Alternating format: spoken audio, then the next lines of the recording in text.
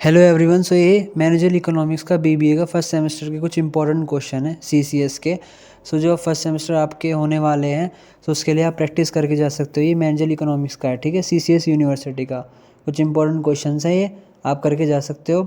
So question first है, what do you mean bye supply. Supply क्या होती है? सप्लाई क्या होती है कि जब क्वांटिटी, जो गुड्स की क्वांटिटी है वो मार्केट के अंदर कितनी प्रोड्यूस हो चुकी है और कितनी ऑफर फॉर सेल के लिए एक पर्टिकुलर टाइम पे एक पर्टिकुलर प्राइस पे कितनी है सेल करने के लिए, ठीक है, वो सप्लाई होगी। Supply refers to the quantity of good और services that producers are willing and able to offer for sale at a specific price and time. Demand schedule क्या होता है? क्वेश्चन नंबर 2, डिमांड शेड्यूल क्या होता है? ये एक ऐसा शेड्यूल, एक ऐसा टेबल होता है जो ये बताता है क्वांटिटी ऑफ गुड्स और services that consumer are willing and able to purchase. जो गुड्स की क्वांटिटी है, जो कंज्यूमर होते हैं वो willing and able to purchase, अलग अलग प्राइस पे जो परचेज कर सकते हैं, ठीक है। सो ये डिमांड शेड्यूल है। डिमांड शेड्यूल थोड़ा सा डिटेल में है, वो आप जाके कर सकते हो। What do you understand by pricing. Pricing क्या है?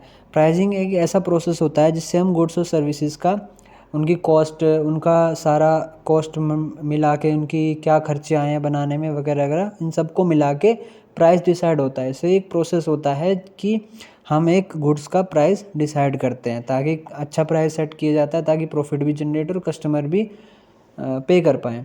उसके बाद आता है oligopoly. What is oligopoly. So oligopoly कुछ डिफरेंट टाइप्स के मार्केट होते हैं, ठीक है। ओलिगोपोली में क्या होता है? एक ऐसा मार्केट स्ट्रक्चर होता है जहाँ पर कुछ बड़ी लार्ज फर्म्स जो होती हैं वो मार्केट को डोमिनेट करती हैं, ठीक है। मतलब मार्केट के अंदर बड़ी बड़ी फर्म ही होती हैं, बहुत कुछ ही होती हैं, कम ही होती हैं। वो बड़ी बड़ी फर्म्स जो हैं वो छोटी छोटी को, सबको, पूरे मार्केट को डोमिनेट करती हैं, बहुत बड़ा मार्केट का शेयर कैप्चर करके रखती हैं। ये होता है ओलिगोपोली, ठीक है। अब मैनेजर इकोनॉमिक्स क्या है? मैनेजर इकोनॉमिक्स एक applies economic principle and methods to business decision. ये डिसीजन मेकिंग में हेल्प करती है। इसके अंदर कुछ प्रिंसिपल्स होते हैं जो बिजनेस के लिए डिसीजन मेकिंग में हेल्प करते हैं, ठीक है। नेक्स्ट है difference between economics and manager economics.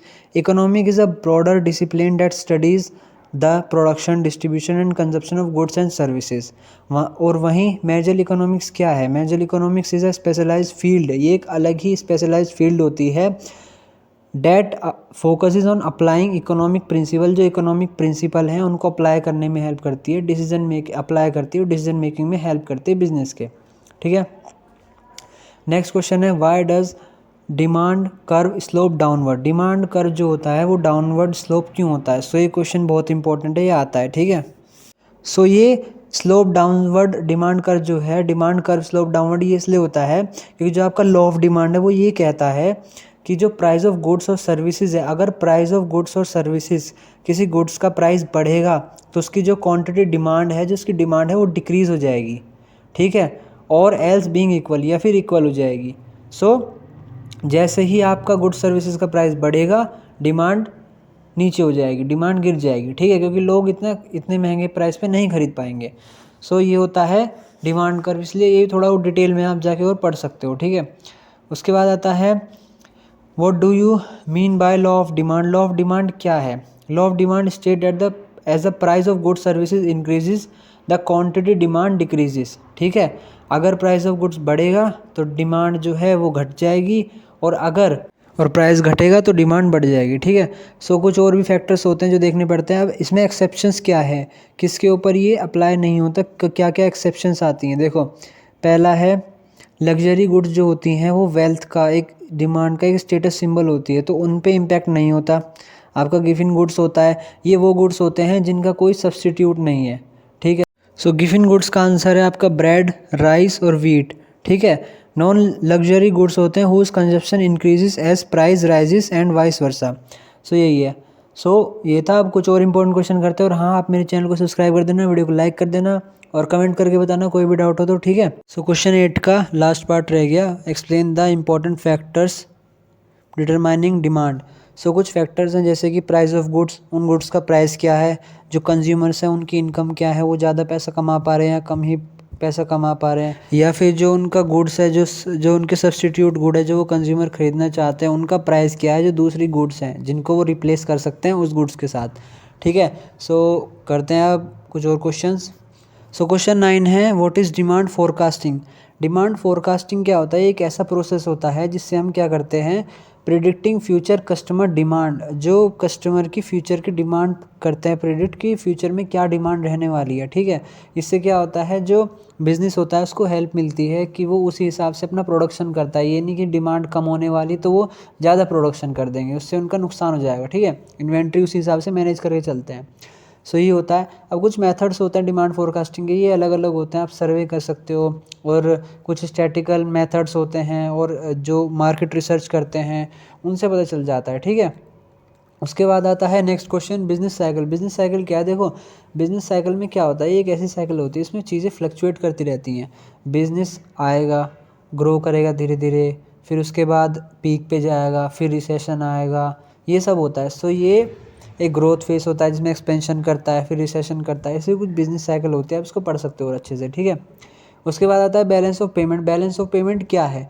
The balance of payment is a record of country economic transaction with other countries, कि हमारी कंट्री की जो इकोनॉमिक ट्रांजैक्शन है दूसरी कंट्री के साथ क्या क्या हुई है। इसके अंदर आता है flow of goods and services, capital and financial asset, ठीक है। उसके बाद आता है question number 12, concept of national income. National income क्या है? National income is the total value of goods and services, total जितनी भी वैल्यू गुड्स की सर्विसेज की है जो हमारी कंट्री के अंदर प्रोड्यूस हुई है एक टाइम पीरियड के अंदर, उसको हम नेशनल इनकम बोलते हैं, ठीक है। आप इन सब चीज़ों को और अच्छे से डिटेल में पढ़ लेना, मैं तो बस ऐसे ही समझा रहा हूँ आपको, वरना वीडियो बहुत लंबी हो जाएगी ये, ठीक है। अच्छे से इनको और पढ़ लेना डिटेल में। उसके बाद आता है explain the classification of the market on the basis of degree of competition. So कुछ मार्केट्स होते हैं, भी बहुत इंपॉर्टेंट क्वेश्चन है।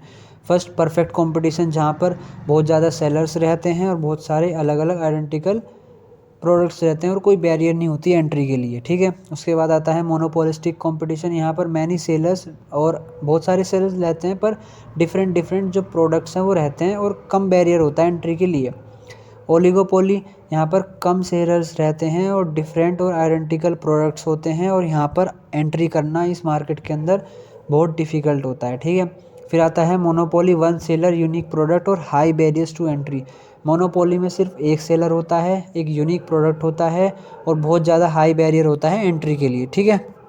नेक्स्ट क्वेश्चन है मोनोपोलिस्टिक कंपटीशन मीन। देखो वही क्वेश्चंस हैं, ये कुछ इंपॉर्टेंट क्वेश्चन था ये, मोनोपोलिस्टिक, ओलिगोपोली, मोनोपोली, ठीक है, ये सब है।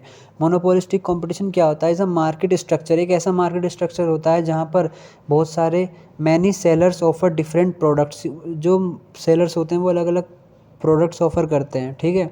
और हर एक सेलर का जो कंट्रोल होता है प्राइस के ऊपर, थोड़ा बहुत कंट्रोल रहता है, ठीक है। और एंट्री जो है लो बैरियर्स रहते हैं, इजीली आप इसमें, मतलब इजीली नहीं, थोड़ा जा सकते हो आप इसके अंदर, एंट्री कर सकते हो इस मार्केट के अंदर, ठीक है।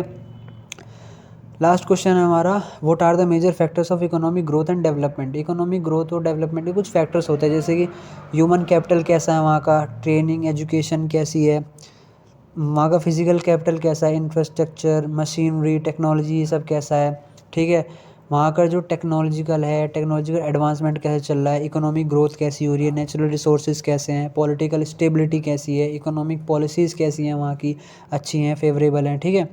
सो आज की वीडियो में बस इतना ही। चैनल को सब्सक्राइब कर देना, वीडियो को लाइक कर देना, और आई थिंक आपको वीडियो इन्फॉर्मेटिव लगा होगा। और कमेंट करना कोई भी डाउट हो तो, ठीक है। और चैनल को सब्सक्राइब कर देना और शेयर भी कर देना, ठीक है। सो मिलते हैं अगली वीडियो में। Thank you, bye.